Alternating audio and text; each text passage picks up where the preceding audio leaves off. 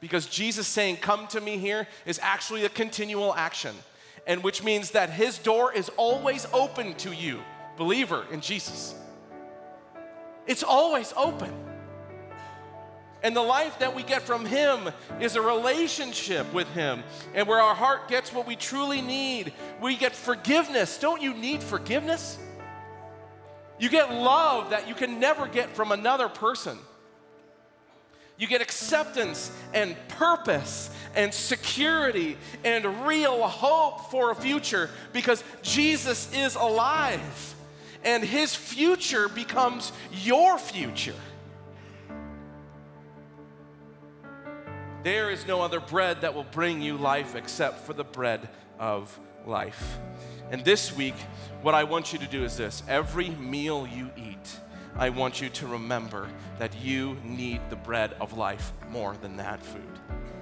I really hope I just ruined your food for the next week.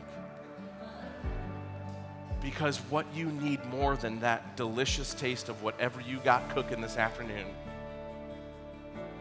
is the person of the living Jesus. And I'm going to tell you ultimately why.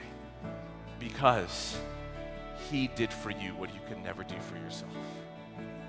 He, the God-man, went to a cross where he took your sin. You see, he fixed what was ultimately broken. What your soul ultimately needs is your relationship with God.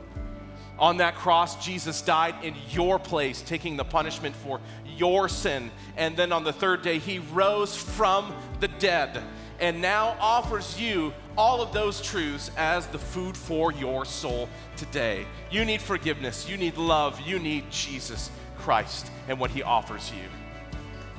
And he is a feast. Would you feast on Jesus? You don't go a day without eating.